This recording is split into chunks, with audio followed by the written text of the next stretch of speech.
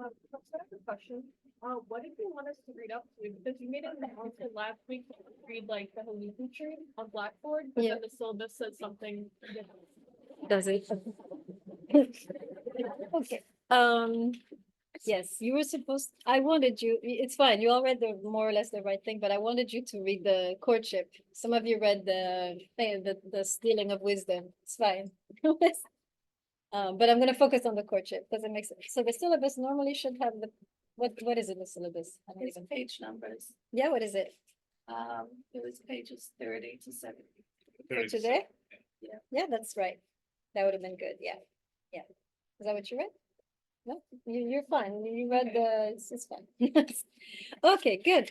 So we continue our travels in Sumer.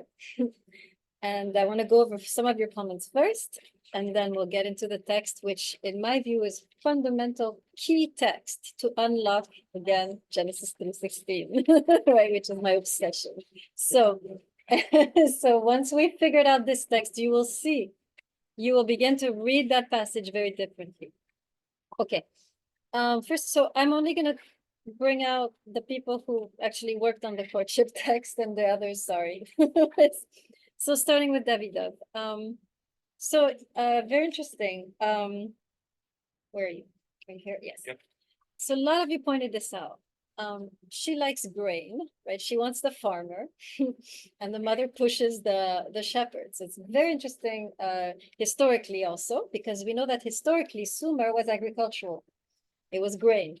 But then the Semites came in and invaded, and they were shepherds. They were like the Hebrews, right? So they were, most of the Semites were. So what is happening here that the mother is pushing the shepherd? Is this already a shift, right? Are we seeing a shift in the society, right, towards the shepherd?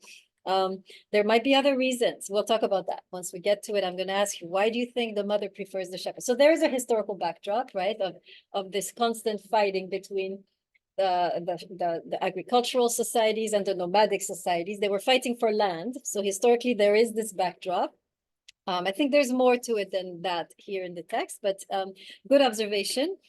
Grain, by the way, you should know, is a direct allusion to the worship of the Sumerian deities, because the Sumerian deities created man in order to, so that the man could cultivate grain to make what? Remind me, what are the two main things you can make from grain that you would then offer to the gods?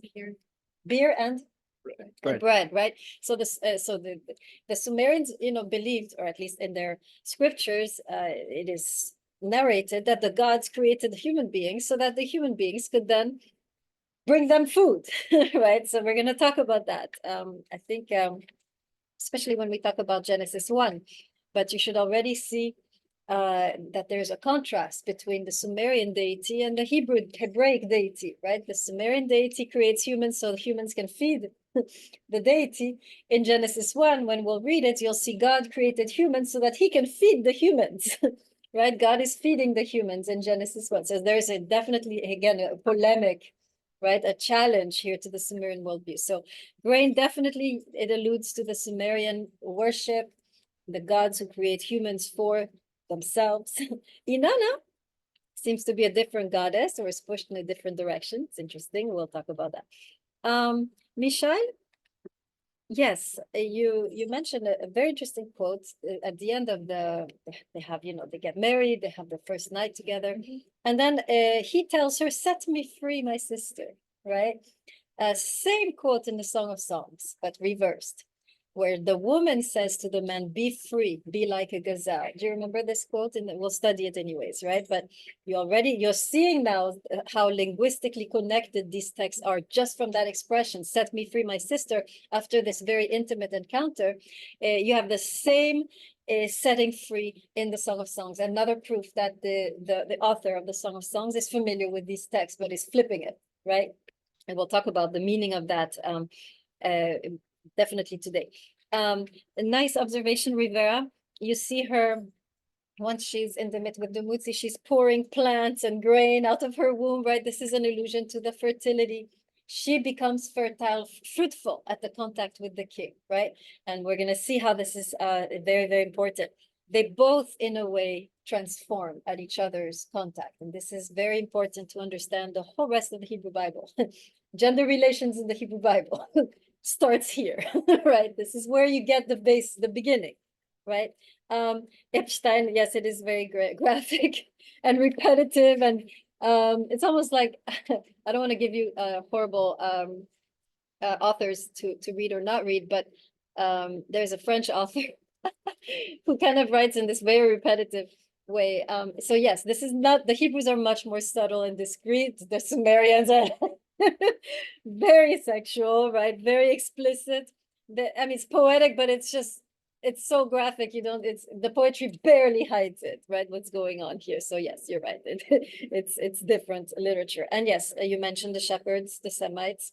That's the historical background. Okay, so good questions. These are all questions. Let me just classify in our set of questions, right? When you're asking about grain,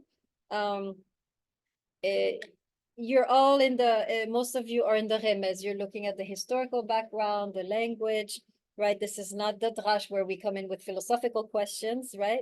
We didn't have Corcoran today, so that's why we didn't have, you were reading the other text. But yeah, most of your questions are very good because they're questions based on the text. What does this metaphor mean? What's the historical backdrop for this metaphor and so forth, right? Okay, so let's go there together. Let's begin looking at this text. Okay. So first of all, a little bit of historical background for this story, right? I'm doing the courtship of Innana and Dmitri. Are you gonna post the next meeting in the same contents thing? There were all the readings? No, the rest of the readings are in the Bible, so you just get a Bible. Yeah. Okay. This was exceptional because it was outside of the Bible. Okay, good. Back to the historical backdrop of this story. So we're studying today specifically the courtship of Innana and Dumuzi. I'm showing the book for whoever doesn't know. We're doing this book.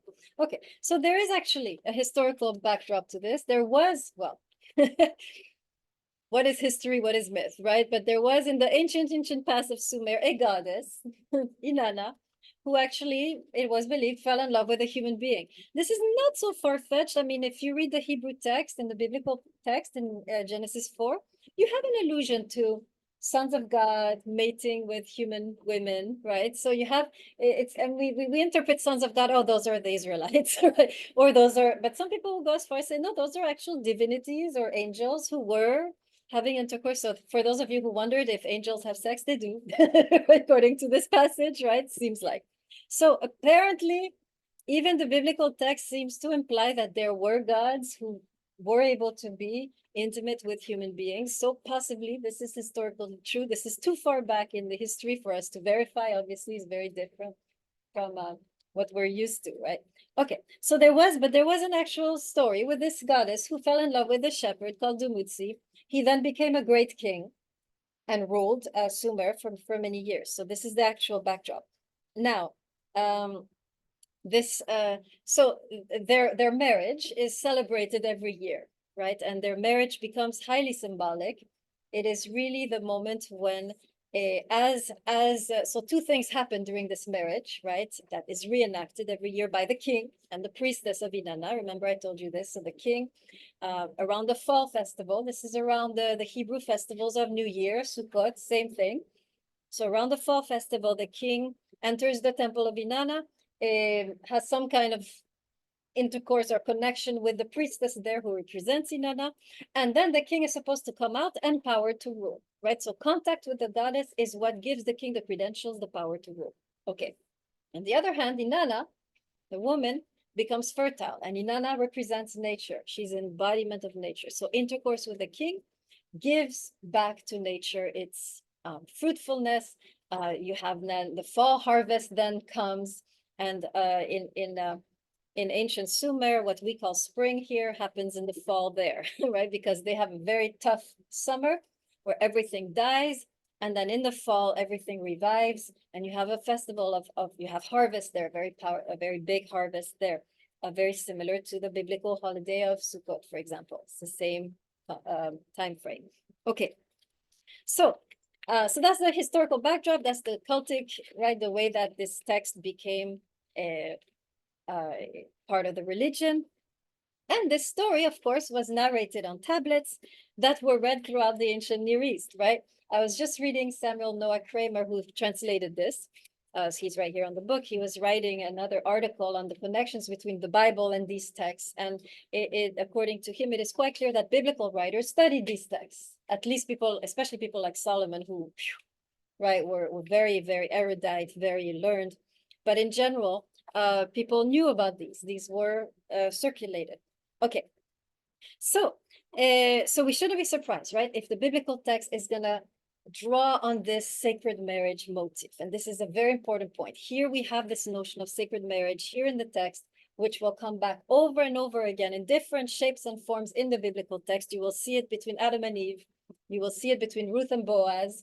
You will see it between Esther and however you say it, Ahasuerus in English, but I think you get Ahasuerus, I think is how you say it in the Hebrew.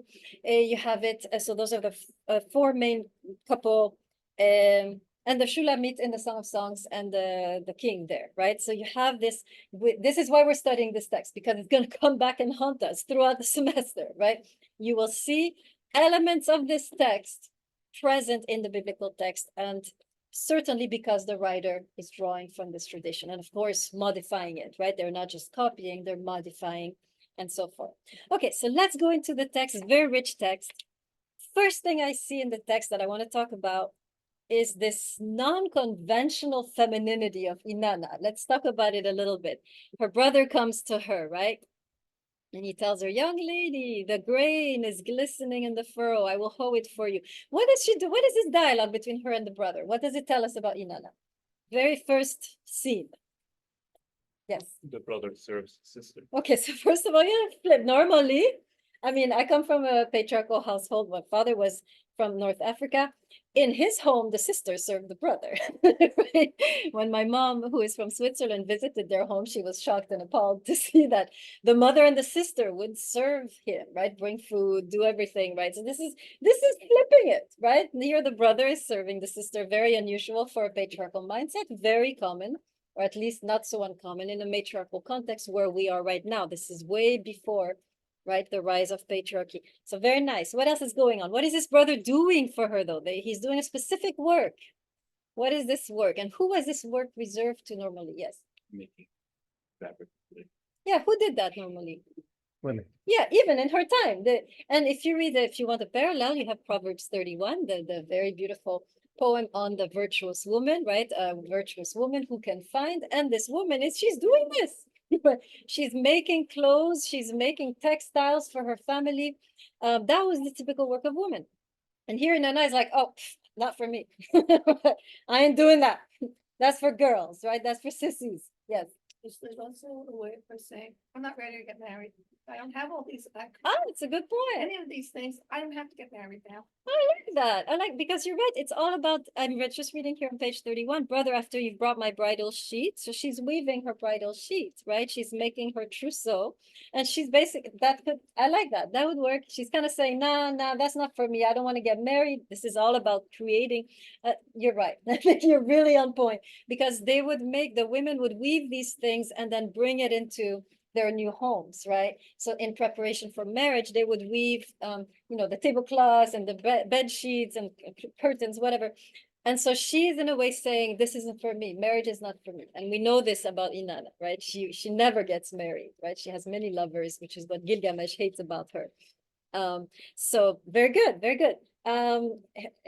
More on her, just to add now to what we're seeing here in the text. I think I mentioned this before. So not only she never marries, but she becomes the patron saint of the unmarried woman in ancient Sumer, right? Remember I told you there were two kinds of women: the women who got married, had kids, and the women who remained single and who became kind of innkeepers, right? They would serve beer, they would host people. Maybe this was associated with prostitution, I'm not sure, but definitely you had these two types of women, the kind of unattached woman who sometimes became a prostitute, sometimes not, right? And the attached woman. And Innana is the patron saint of the unattached woman.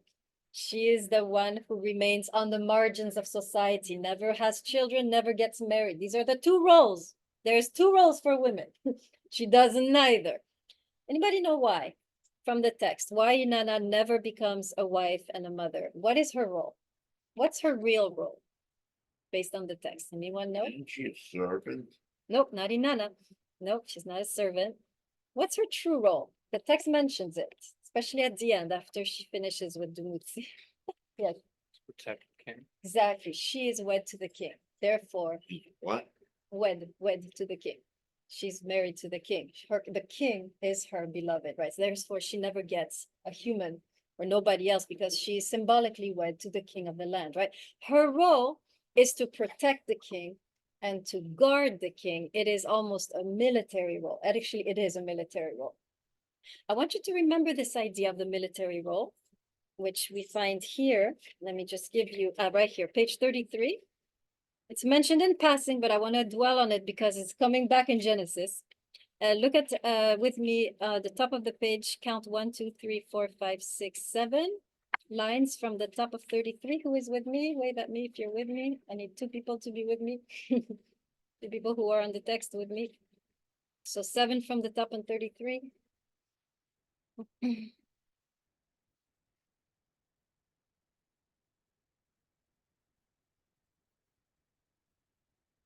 Yes, somebody?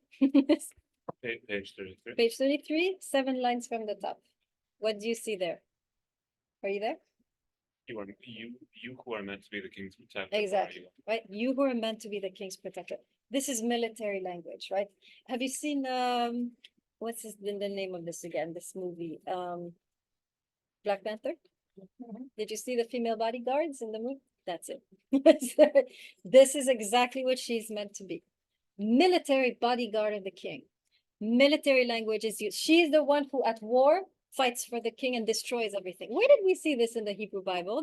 Somebody at war fighting for the king? I will fight for you. Who says this? It's not hard.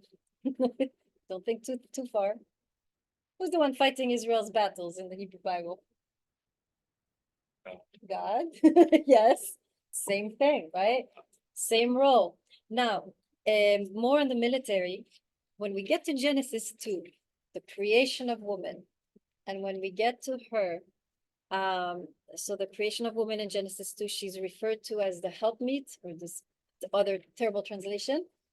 The language there for help, and we're going to talk about this, is military language. So this idea of woman being like a military bodyguard type figure comes back in Genesis 2. That's why I wanted you to see it here, right? This is something that the Hebrews will borrow.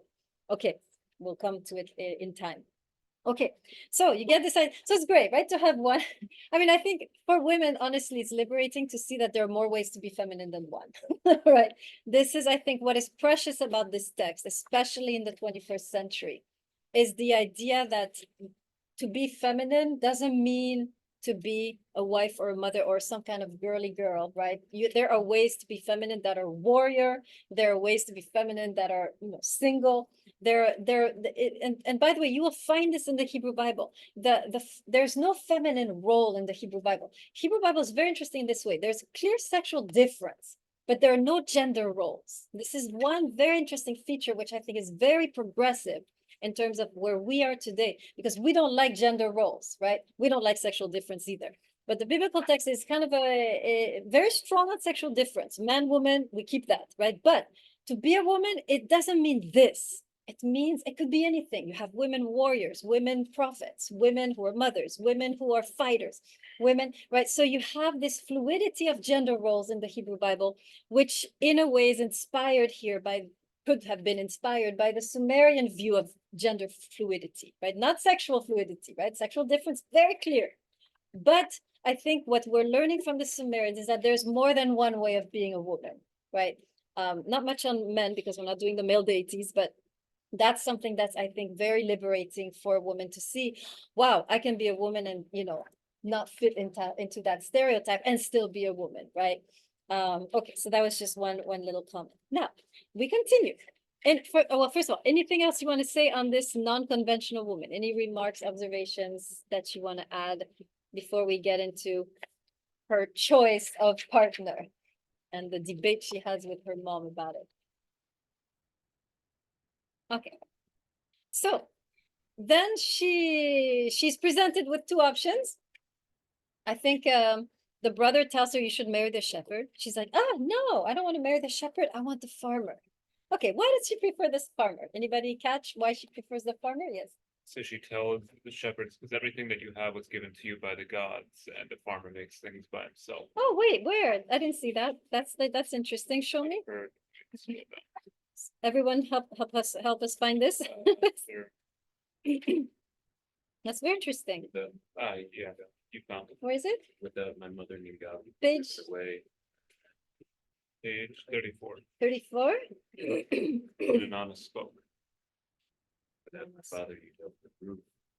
Oh, yeah, okay, without my, wait, where is this exact? I can't, there, without my father. Oh, so there, you're right, I hadn't seen that. Okay, interesting. Okay, so take note of this because we're not gonna study the text, the story of Cain and Abel, but it's their connections, right? So the shepherd is dependent on the gods. Very interesting. Everything he has comes from the gods. So there's certainly the idea of a poverty. He's not rich. Farmer, he's a self-made man. He made himself. The shepherd received, keyword, received everything from the gods. How does that make him the better partner, according to the brother and the mother of Innana? Why do they prefer the shepherd? I mean, he's poor. He received everything from the gods. How does that make him the better partner, according to them? What do you think? When he understands the reality of the situation, he knows where he has his power from, where it comes from. So he has a lot of perspective. He is much less of an ego and an overbearing personality. He's much more submissive. Yeah, the shepherd, because it's like Socrates, right? He knows that he doesn't know. Precondition to get knowledge is what? A good brain? Money? What is it? According to Socrates, huh?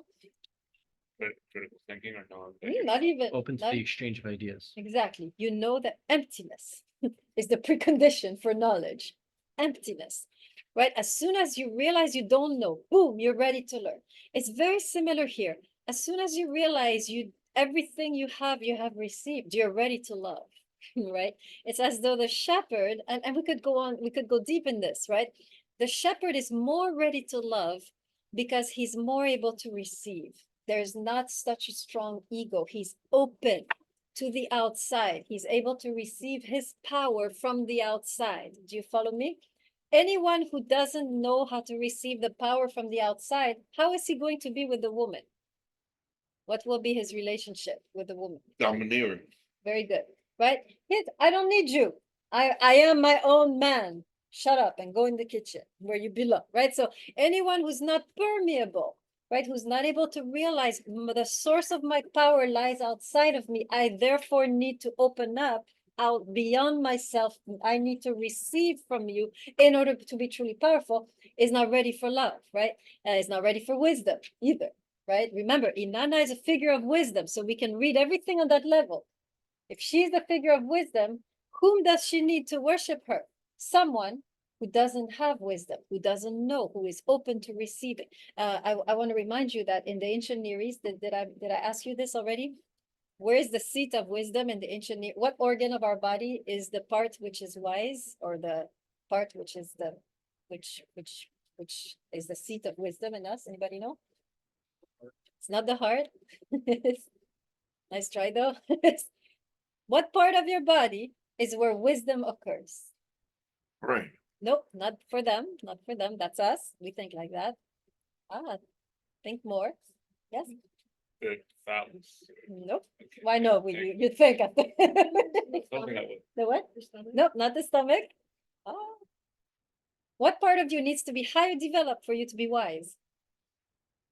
Highly developed, sensitive. Ears. The ears. Very good.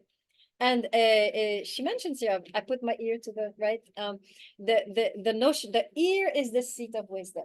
If you can hear, you are wise. If you can receive, you are wise. So Innana, who is the goddess of wisdom, is looking for someone who can receive, not someone who already has. You see what I'm saying? The farmer already has. He knows everything. He has too much in him, right? The shepherd, on the other hand, is open, is permeable, is empty. Now he can receive the goddess and become wise, right? Because for the ancient Near East, wisdom is not something you develop in yourself. It's something you receive always. Wisdom always comes from the outside. And so the organ that is best for wisdom is the organ that is attuned to the outside. That is why Innana should marry the shepherd. Are you following me? It's interesting, right? And the shepherd is also, I don't know what they're doing in this text, if it's the Semites, right? Anyways, okay, yes. So why does that have to be pointed out to her? She's young. She's a young goddess, doesn't know what's good for her, right? We have to realize she's in process, right? She's a goddess who is growing, right? She's still a young goddess. She doesn't know the partner that will truly benefit from her, right? Just like the rest of us women, right? Yes. Like, but why can we say that the shepherd receives everything from the gods, but the farmer doesn't? I would assume that they both receive everything from the gods.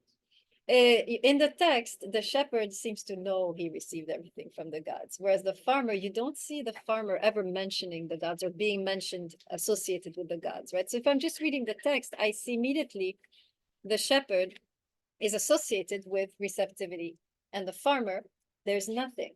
There's no mention of the gods. So just based on the text, on the hints, right? The text associates the shepherd with dependency, and the text that associates the farmer with autonomy, right? In that sense, I'm drawing these conclusions, right? It doesn't say explicitly, oh, the shepherd is more godly, right? No, it's subtle, right? Remember, the scripture is, everything is hidden. We have to read between the lines, right? To really understand the hidden gems. So anything else before we get into the courtship, the actual courtship? Anybody else? Okay, good. So now, of course, we get to the moment where she finally agrees, she relents, right? And now what's interesting is, again, these expressions, right? She comes into, is it his garden she comes into? I forgot. Who comes into whose garden? Anybody? Anybody remember which garden was visited here on the eve of her wedding? Help me. Does it? Yeah, she opens the door for him. Mhm. Wait, I thought it was his garden. Show me. Okay, that's the door, but that's the house. That's the where? There? Where's that? You have page number. 40? Okay, yeah. So this is before the wedding night, right? Yes. Where's this door that you guys showed me? It's after, right? The door The door to the house is earlier. is earlier? Where? Look at 37. chronology. Okay. I don't see anything in 37 about a door. 35. Here it is. She opened the door. Oh, but then she stepped out, right? I think she stepped out of her house. It's hard to know. There's so much so much action. Yeah, he brought me into his garden, and then the next day they're married, right? Okay. So it's interesting here. Where else did we see this notion of entering someone's garden? You guys familiar with the biblical text? Adam and Eve. Yes, you have that. Song of Songs. Song of Songs. You see the borrowing? Are you seeing the connections? I'm not inventing this, right? In the Song of Songs, it's flipped. The man enters into her garden, right?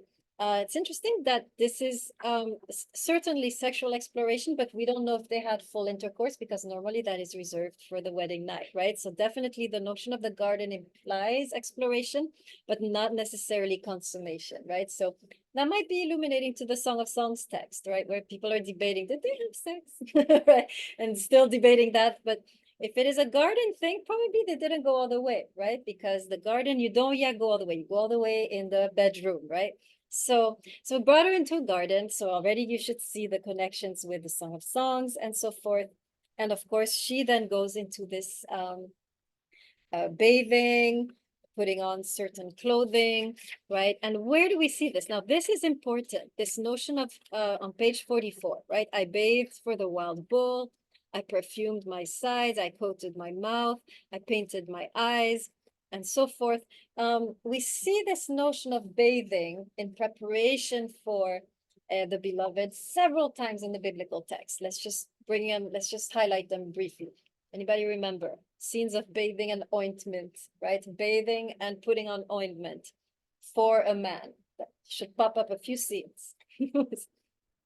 One in particular. No, woman. Yeah, for a man. Yeah, you do it for a man. maybe there's only one text. It's an Esther. No, she didn't bathe. Yeah, she was bathing. You're right. And then he caught her. So, oh, that's interesting. There might be some element there. That's interesting. Yes, There's one in Esther. but she bathes. She puts on her royal robes, right, and then goes sees the king. So you have an element there. The next reading is in the syllabus, right? Yes, it is. Yes. Okay, I have to go. All right. Another one, another text. Very strongly, she bathes. Puts ointment just to see a man. Isaac and No bathing. No bathing. No. It's a whole book. Book of starts with an R. Ruth, same scene. She bathes, puts on ointment, goes sees this man. You know what's gonna happen if she's doing that, right? You know her intentions based on this. This is the culture. Once a woman, this is the beginning of her transformation, right? Anytime a woman is bathing and putting on ointment, she's entering a shift in her personality, in the journey of her womanhood, right? So we have elements here which we'll find again in the biblical text. We just wanted to highlight them. Now, I want to go to the most important part, which is the wedding night. So let's go there. So okay, so they spend the night together this is the wedding, right? They consummate the wedding. And then I want you to see on page 45 what happens next. 44 and 45, because this, in my view, is extremely important if we're going to understand any type of gender relations in the Hebrew Bible. I think it all hangs on this moment. Tell me what's happening as she emerges from the wedding night on page 44, the Queen of Heaven, right? Now she's the Queen of Heaven, right? The heroic woman, greater than her mother.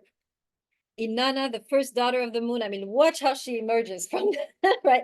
And then what does she do for Dumuzi? So she's emerging in her splendor, right? She's become now Queen Mother, right? So something shifted in her, obviously. But what does she do next? Go on page 44 and tell me what she sees.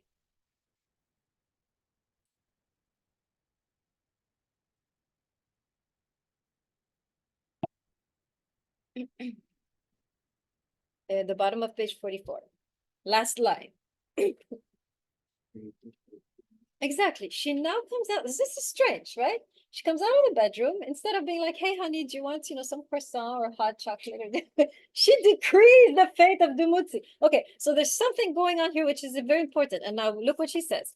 In battle, I am your leader. In combat, I am your armor bearer. In the assembly, I am your advocate. On the campaign, I am your inspiration. I mean, this is a powerful role she's taking on, right? First of all, this is what we just mentioned. She is his military bodyguard, which we'll see again in the Hebrew Bible. Now she continues, in all ways you're fit. You are the king. You are the chosen shepherd. You are the light. And then there's a whole semantic field of royalty. To hold your head high on the lofty dais. This is all the canopy of the king, right? To sit on the lapis lazuli throne, to cover your head with a holy crown, to wear long clothes on your body, to bind yourself with the garments of kingship, to carry the mace and the sword, to guide straight the long bow and arrow, to race on the road with a holy scepter in your hand and the holy sandals on your feet. What is she doing to him right now? What is this scene that we are witnessing right after the wedding night? Yeah. She's transforming him. Exactly. from- This is the scene of enthronization of Dumuzi. How did he become king? Yes, She gave him the tools. she gave him, right? The connection with her, intimate connection with her is what empowers him, right? What has empowered him to become the king. I want you to just ponder this. This is so profound in terms of gender relations, right? It is here the woman or the goddess or the feminine embodiment of wisdom who empowers the man to reign, right? This is not the man by himself through his credentials and, whatever, his money and his connections, like now. This is the woman, the man who is capable, right, of intimacy with a woman is the one who becomes the king. She empowers this man to become king. This is a scene of his entronization. It's extremely powerful. And so I want to stop on that a little bit because I want to hear a little bit your thoughts. How is this true? How is this not true? How are you reacting to this notion that the man comes into his full power only after intimate connection with the woman? Why is that? Why is that? Yes. Well, claim that no man is complete until he marries a woman. Okay, that's the first thing, which you find in the rabbinic tradition, right? In the rabbinic tradition, you're not allowed to be a rabbi until you're married. Why? Because, well, you don't know anything. Until you've known a woman, then, okay. If you're capable of handling a woman, you can handle anything, right? So there's this notion, right, and by the way, this is a very Hebrew idea that you cannot become fully yourself alone. I want you to write this down because this will come up over and over again. You cannot become fully yourself on your own in the Hebrew context, neither man and woman, by the way. Here, the emphasis is on the man, but I'm going to talk about the woman in a bit, don't worry.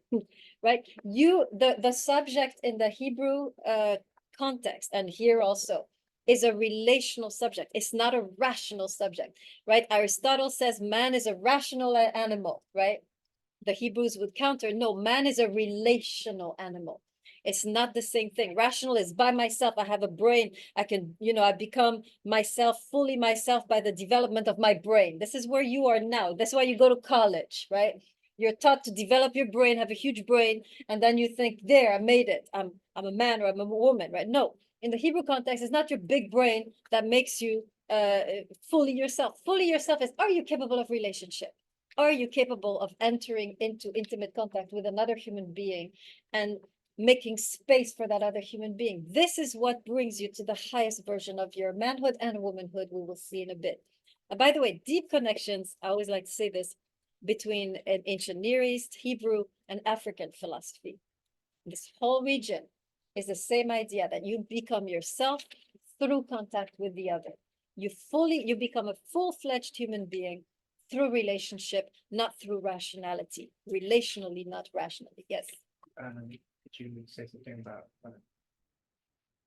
God and King Saul, like when he was the spirit, like that intimacy between God and him, that's when he goes mad, when he's incapable of building. Yes, so in the Hebrew context, right, the king now, we'll see, you're anticipating, but yes, we can go there.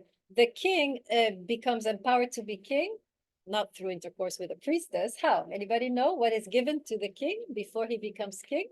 What he has to hold in his hands and know before he becomes king? Anybody know? In the Hebrew context, Mhm. the Torah. Yes, wisdom. And we'll see how Innana is going to morph in the Hebrew tradition into lady wisdom and later into the Torah, right? So the king is supposed to be in intimate contact with God, or in the context with the text. And King Saul, of course, becomes intimate mystically, right? But there's the notion that the king cannot be a king until he has connected to wisdom, which in the Hebrew context is feminine, right? So you see already how this has seeped into the culture, right? I saw another hand, yes. Yeah, but Saul and David are chosen by God through the prophet and anointed. So they're not held, the Torah is not part of that. And the king is always given He's given the scroll, right? kinship. He's But the given scroll, kinship. do you remember? He Yeah. says, no horses, no women, but we're giving you a scroll. And once you have the scroll, you have to study it and meditate it in that sense, Yeah. right? So he's not just giving kingship, he's supposed to rule in a certain way through connection with the Torah, which in the Hebrew context is wisdom, right? And is feminine. In that sense, I guess I would say, right? Okay, any other thoughts on this notion that the man, then we'll talk about the woman, but right now let's just focus on the man, that the man in a way is empowered to be fully himself through the woman, through intimate contact with the woman. Now, this is happening. What is not said is what happens to Innana. What happens to Innana? She also is transformed. I think Rivera, you mentioned it in your reading assignment. Oh, she becomes fertile. Exactly, right? So in a way, he makes her come alive also and brings her, also awakens something in her, right? She's now, right? It's a beautiful passage. I mean, it's all a bit strange, but it's also very beautiful. Page 40. Before my Lord Dumutzi, I poured out plants from my womb. I placed plants before him. I poured out plants. I placed grain. I poured out grain, right? So she is now representing, of course, the fruitfulness of nature, but she herself, something is activated in her deeply through contact with Dumutzi. right? So the text doesn't emphasize that so much because of course the text is about the goddess Inanna. She's the center. There is a slight imbalance here. Inanna is really the stronger character, right? And the king is kind of but what we're going to see in the Hebrew context is that both very equally will shift the other and transform the other. So you have this already here. Both are shifted. She gives him the throne. He gives her a new life, right? And then that is, of course, how the world turns, right? According to the text. This is what is every year this ritual has to be renewed. Okay. Now, any thoughts about the reciprocity here that you're seeing? And you should be starting to make connections and preparing you with Genesis 3. Anybody already see the connection between this text and I'm curious. Anybody already see? So remember Genesis 3, they've both eaten of the tree. God comes in the scene, curses everybody. To the woman, he says certain things. To the man, he says certain Your things. servitude shall be to your husband, and he will dominate you. That- Yeah, except service, it's not the right word, your desire, Your desire. right? Your desire will be for your husband and he will rule over you. I hope you're noticing two elements that are in this text. Which ones? What are the two elements in Genesis 3:16 that he just quoted that you find in this text? See if you get it, if you can anticipate. Your desire for your husband and he will rule over you. So it feels like half of that statement is agreeing with the Sumerian text, and that Inanna does desire to see and like feels fulfilled by him, and so the text is saying that in the biblical tradition, but then it says he will dominate you, and that's the flipped version of what's happening. Very good. So definitely you have the two elements that we have here, sexual desire, reign, rulership, right? We have yet to understand how it's used in the Hebrew because the preposition over doesn't mean necessarily have many meanings. It's yimshal ba, the preposition ba doesn't mean necessarily over you. And we're going to talk about that, right? But are you seeing this? I want to prepare you, write it down, right? We're going to study it in a few weeks, that passage. So I'm just preparing the ground. Same elements, desire, sexual desire, and rulership are also found in our Genesis 3:16 text. I'm going to make a connection between the two texts when I interpret, but I want you to already think about it, right? Okay, now let me conclude. Let's conclude a little bit on this. Okay, so there's several things we're learning from this passage, which we will carry with us as we enter the Hebrew text, which will be then, we will mostly be in the Hebrew text. First of all, we are clearly here in the mother's house, right? This is really paving, I mean, really, the setting is definitely, I mean, in fact, she even brings him to her mother's house, right? We actually have the expression. Where is it? You over there, you seem to be good with quotes. The expression mother's house, do you know where it is? She brings him to her mother's house. Anybody remember where that was? Maybe when she opens the door, Yeah. which is The 30. part where he comes knocking and she doesn't want to open. Yeah, is that her mother's That's house? 35. Seems to be it is. I know there's a mother's house here somewhere. Are you guys remembering like me that she mentioned the mother's house? I see royal house, and then she runs to her mother. Yeah, okay, so she runs, okay, where is it? 35. Okay, 35. The shepherd went to the royal house with the dream. Where's the shepherd? Ah, yes, went to the royal house with milk. Yeah, but she there's- goes to Ningal, who's her Okay. mother, and Got then it. she never really leaves. Okay, so there's a house and a mother. Is it good enough? We have, right, in one verse to another, we have a house and a mother, but this is clear, the house, okay, we don't know for sure, but clearly, right, she opens the house and then she before the door, he calls out and then she runs to her mother, which we could assume is in the house, right? So there's no father again here, right? Where else in the biblical text do we have a mother's house, no father, a man and a woman? Just helping you make parallels already. There's another scene in the Hebrew text, no father, one mother, a mother's house, a man and a woman in love. Also Ruth. Where? Ruth, Oh, because it's her and her mother-in-law, and that's it. No, that's good. That's good. We have the same prototype, right? The same cast of characters, the mother-in-law, the woman, the man and the woman, the grain.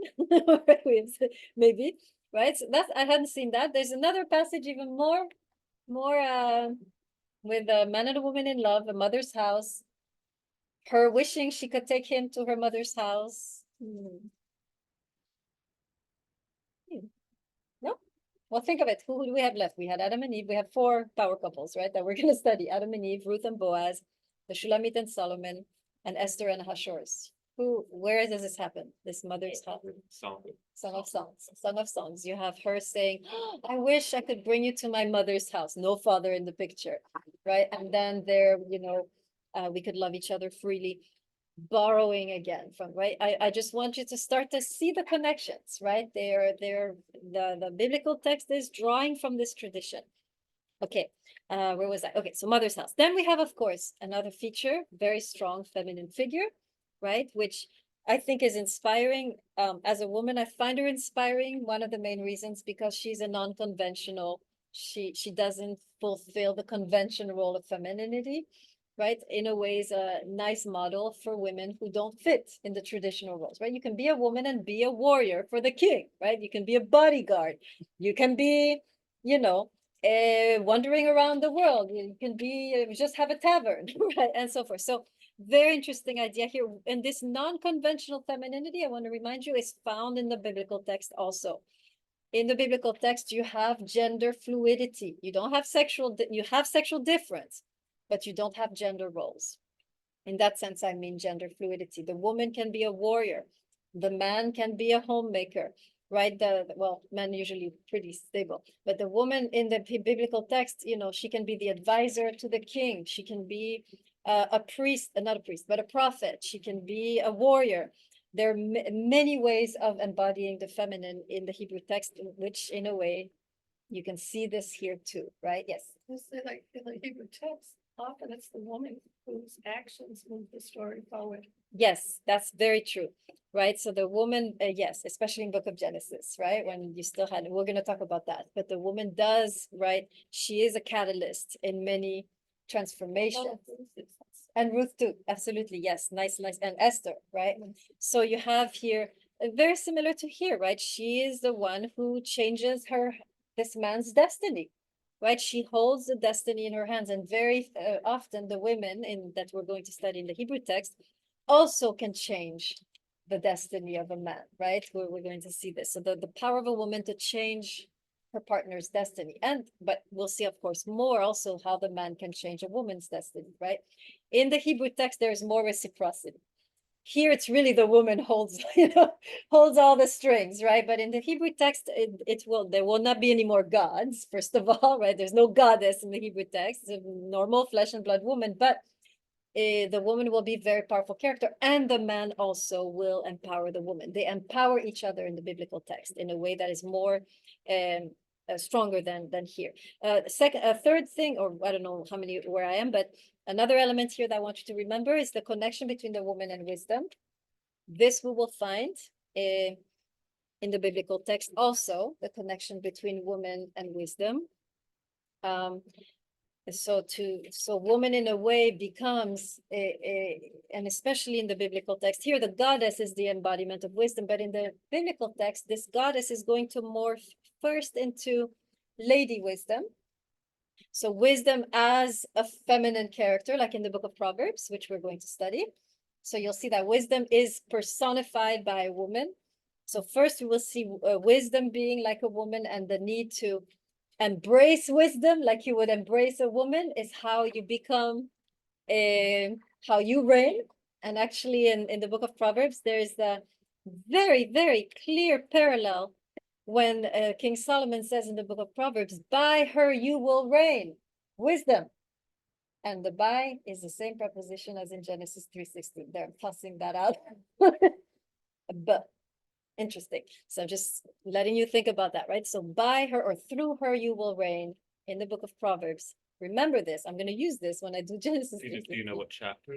I have to find it. It's one of those moments where she's talking by herself. Come to me, I am this, I am that. It's either 1:8 chapter 1 or 8 or 3. Look at any of those. Yeah.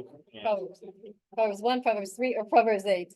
She says very clearly, by me or through me, the king reigns, reigning. And the preposition that is used with the translation through is the same preposition in Genesis 3:16, where it says he will rule over her, could be translated through her. Aha, becomes very interesting. Okay, I'm gonna corrupt all your young minds in this class. Okay, yes. What about the concept of the Queen Mother?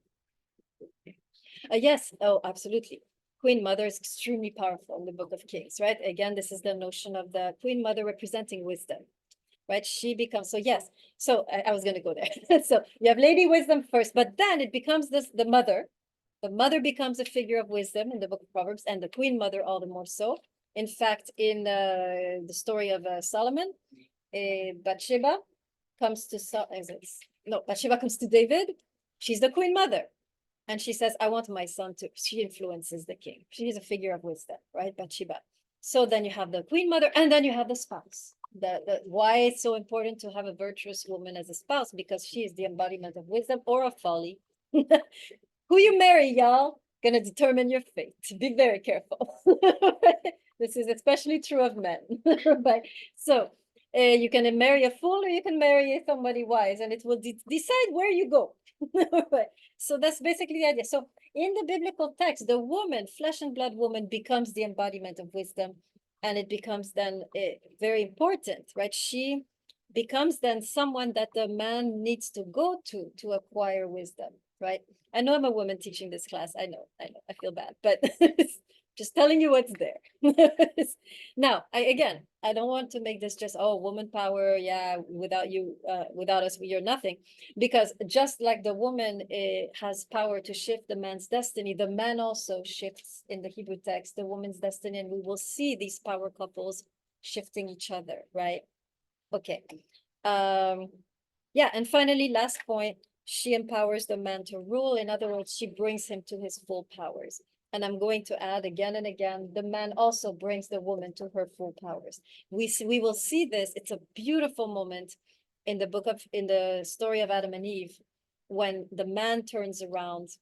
So so we'll see how there's a reciprocity there too. She becomes she has the power to shift his destiny, but he actually turns around and shifts hers straight up in the text. We're going to look at this beautiful passage between Adam and Eve in the light of this text. Okay, good. Any questions on anything? How are we done already? This was like supposed to take much longer. Any other questions or comments? Okay, so Thursday, so we're done sadly already with the Sumerian Sumerian literature. This is it. Buy the book. That's right. This is the whole, there's a lot more, there's commentary. That's very good.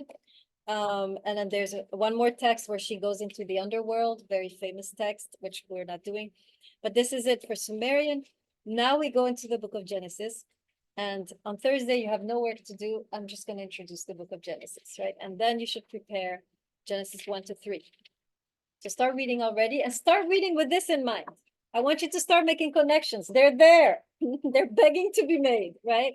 Start making connections between whatever you see in Genesis 1, 2, and 3 and this text that we read. This is one key. This text is the key to interpreting Genesis 1 through 3, in my view, as well as the rest of the Bible.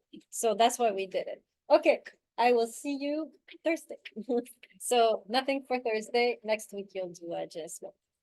Can you push this computer back to? Thank you.